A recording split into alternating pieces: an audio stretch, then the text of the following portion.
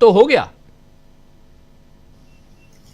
यही मूल वजह है राजीव जी। अगर भारत के कोई चीफ जस्टिस रह चुके व्यक्ति ये कह रहे हैं कि उनको जजमेंट जो है वो भगवान ने, ईश्वर ने उनको गाइड किया, उससे प्रेरित होकर आपने लिखा है, तो सेशन जज या डिस्ट्रिक्ट जज इस तरीके की मूर्खतापूर्ण फैसले करेंगे, इसमें कोई आश्चर्य की बात नहीं है। इस तरीके के फैसले के लिए मूर्खतापूर्ण कहना ही जो है वो उचित शब्द है। ऐसा कौन जज फैसला करेगा? आप कानून के दायरे में रहकर आप करें। आपके फैसले को एग्जीक्यूटिव कैसे इम्प्लीमेंट करती है उसका काम है, यह आपका काम नहीं। आपका काम है कि जो आपके सामने गुण दोष के आधार पर पिटीशन आई है, जो रिस्पोंडेंट्स ने अपने दलीलें दी है, उस दलील के आधार पर आप फैसला करेंगे। आपको ये चिंता नहीं है कि ये फैसला लागू कैसे होगा, इसके लिए सरकार है। और इसीलिए भारत के संविधान में सेपरेशन ऑफ पावर रखा गया है कि जुडिशरी काम अलग है, विधायिका काम अलग है, कार्यपालिका काम अलग है।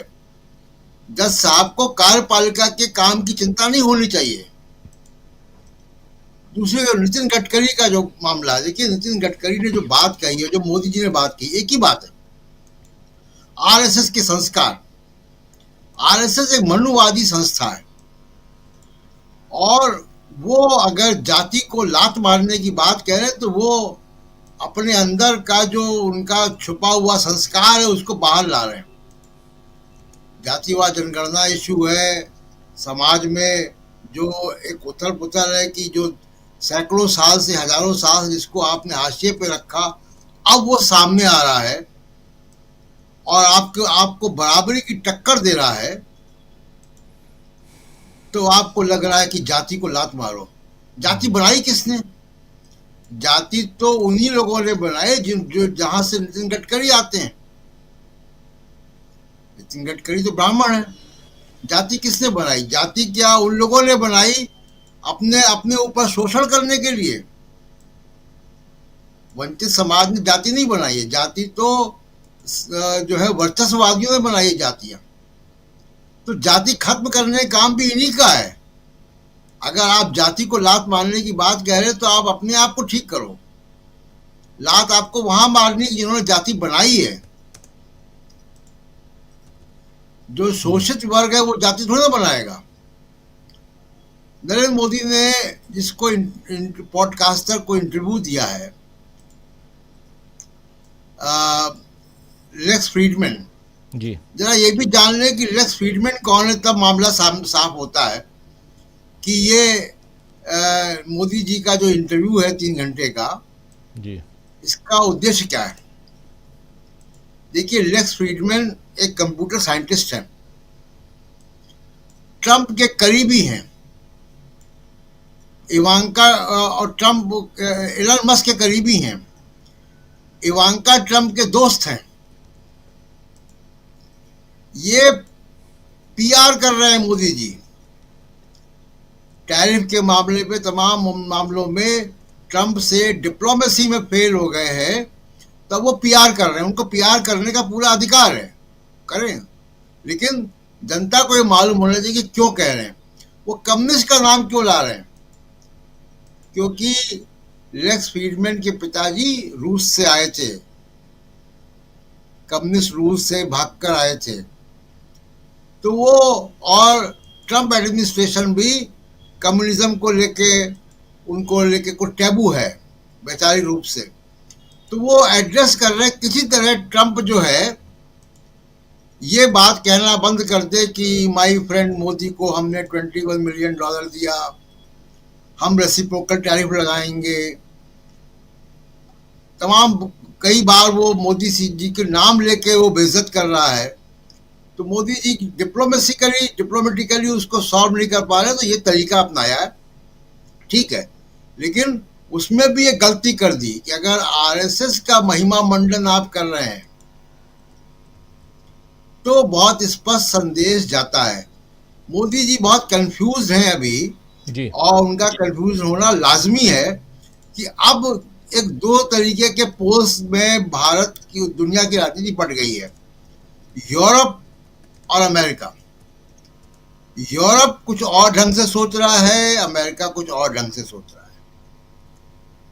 यूरोप लिबरल वैल्यूज के साथ है, अमेरिका अभी ट्रंप में है। तो मोदी जी को अभी ये बैलेंस करने में बड़ी दिक्कत आएगी, क्योंकि यूरोप का आरएसएस के प्रति बहुत डिफरेंट व्यू होगा, है भी, और ट्रंप का भी होगा। क्यों क्यों होगा? क्योंकि आप यहाँ पे ट्रंप, जो आप यहाँ पे हिंदुत्व के लिए बात करते हो, वो ट्रंप ईसाइयत की बात करता है। उन्होंने तो ईसाई का ऑफिस खोल दिया, वहां पे स्पिरिचुअल ऑफिस खोल दिया व्हाइट हाउस में। तो आप अगर यहाँ पे चर्च जलाओगे, आप यहाँ पे अगर कुकी मैतेई का मामला होगा तो उसको क्रिश्चियन और हिंदू का के प्रिज्म से आप रिस्पॉन्ड करोगे, आप यहाँ माइनॉरिटीज पे जुल्म करोगे, तो वो एक डिफरेंट तरीके का संदेश जाता है। आरएसएस केवल मुस्लिम विरोधी नहीं है, आरएसएस दलित विरोधी भी है और आरएसएस ईसाई विरोधी भी है, इनके डॉक्यूमेंटेड है।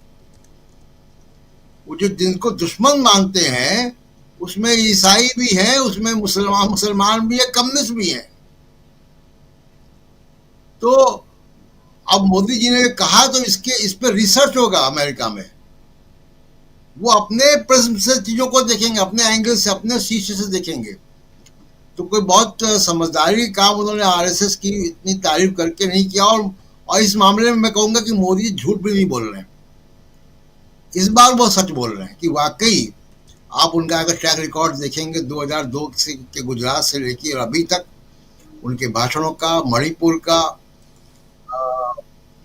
ईद बकरीद के भाषणों का, शमशान कब्रिस्तान के भाषणों का, तो वो ठीक कह रहे हैं कि उन संस्कार उनके आरएसएस के ही हैं। इस बार वो गलत नहीं कह रहे हैं, लेकिन राजनीति बहुत अलग ढंग से चल रही है जिसको कि वो समझ नहीं पा रहे हैं। जैसे मान लीजिए कि मैं आज ही का मसला देखूं, सोशल मीडिया का। अब एक नया आर्टिफिशियल इंटेलिजेंस का प्राणी आ गया, ग्रोक। ट्विटर और एक्स ने लॉन्च कर दिया उसको।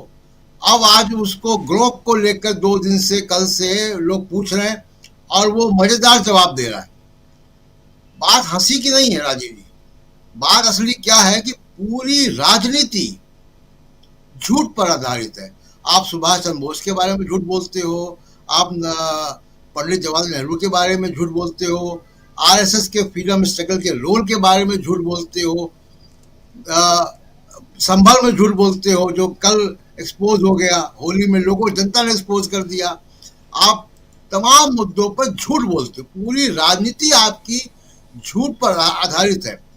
उसको लेकर अगर फैक्ट चेक का, सच बताने का, टेक्नोलॉजी के जरिए, ह्यूमन बीइंग के जरिए, इतिहासकारों के जरिए कोई भी अगर एक ऐसी पहल होगी, वो बाय डिफॉल्ट इनके खिलाफ जाएगी। तो उसको लेकर ही परेशान है। तो अभी वो बदलती दुनिया को एड्रेस नहीं कर पा रहे हैं क्योंकि विचारधारा पुरानी है। जी राजीव जी, बिल्कुल बिल्कुल आप सही कह रहे हैं, विचारधारा पुरानी है। और बहुत जी बिल्कुल। प्रशांत जी, जरा आप भी इधर खासकर बिहार में और आज से जो पलायन को लेकर कांग्रेस ने जो मुहिम छेड़ी है उस पर भी आपके विचार, और साथ साथ बिहार में जो पुलिस वालों के साथ हो रहा है, इसके पीछे कारण क्या हो सकता है? राजनीति की मैं आहट देख रहा हूं, और उसकी शुरुआत उत्तर प्रदेश में लोकसभा के चुनाव के दौरान हुई थी और उसको मुहर लगी अभी होली के दिन, कि जब इस गोदी मीडिया के और नेताओं के और पुलिस वालों के तमाम भड़काऊ बयानों के बावजूद मस्जिदों ने नमाज का वक्त तब्दील किया होली के हिसाब से, और जब नमाजी गए जुमे की नमाज में तो उनके ऊपर फूलों की बारिश की लोगों ने। ये देश की राजनीति को एक नई दिशा देने वाला कदम है, जो कि जिसका असर बिहार के इलेक्शन में भी पड़ेगा। अब मुद्दे देखिए बीजेपी क्या कर रही है, बीजेपी पिछले 11-12 साल से 13 साल से सिर्फ और सिर्फ नफरत को बढ़ाकर ही वो अपनी राजनीति को आगे बढ़ाते हैं। नफरत कम होगी समाज में तो रोजगार, महंगाई, अधिकार, पेपर लीक, ये सारे मुद्दे सामने आएंगे। अब हो क्या रहा है कि पूरा, अगर आप याद कीजिए कि होली के एक हफ्ता पहले से पूरा ये टेलीविजन मीडिया का एक इनका जो कुनबा है, खुलेआम नफरत फैला रहे थे, दंगा भड़काने की सीमा तक नफरत फैला रहे थे। जी इनको देश की जनता ने नाकाम कर दिया। ये बड़ा चिंता का विषय बीजेपी के लिए होना चाहिए कि अगर नफरत समाज में नहीं रहेगी तो फिर लोग ये बातें करेंगे, फिर आरक्षण की बात होगी, फिर जातिवाद जनगणना की बात होगी, फिर नौकरियों की बात होगी, फिर पेपर लीक की बात होगी, पेट्रोल की जाम पे बात होगी, शिक्षा की बात होगी, स्वास्थ्य की बात होगी, जहां पे कंप्लीट फेलियर है गवर्नेंस का। तो जो पुलिस वालों के साथ बिहार में हो रहा है या जो अभी वो यात्रा चल रही है, इसको मैं देख रहा हूं कि ये बहुत कामयाब होने जा रही है, क्योंकि अगर समाज में नफरत कम होगी तो फिर बीजेपी को वास्तविक मुद्दों पे राजनीति करनी होगी। जी अब जैसे मोदी जी का जो पूरी ताकत है, वो ताकत आती है मीडिया से, कॉर्पोरेट मीडिया से। कॉर्पोरेट मीडिया को कोई खत्म नहीं कर सकता, वो रहेगा, उनके पास पैसा है, लेकिन इररेलीवेंट हो सकते हैं। संभल की घटना से या उत्तर प्रदेश में जुमा वर्सेस बनाम होली करने पर इस मीडिया की स्थिति खराब हुई है। इसकी विश्वसनीयता पहले से भी कमजोर थी, लेकिन इस बार एक्सपोज हो गए वो, और जब ये एक्सपोज होंगे तो जाहिर सी बात है कि फिर वो दूसरा मीडिया, सोशल मीडिया, लोगों की बातचीत आपस में वो प्रमुखता से होगी।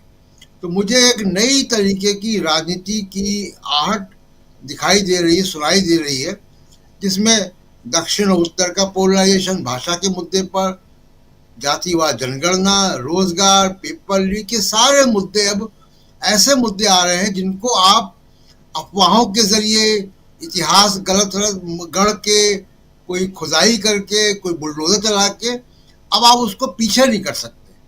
इसका सामना करना पड़ेगा, यह वक्त अब आने वाला है। जी राजीव जी, बिल्कुल बिल्कुल आप सही कह रहे हैं। जरा संजय जी, इसी मसले पे आपका क्या कहना है? प्रशांत जी ने जो कहा वो बिल्कुल ठीक है, और इसको मैं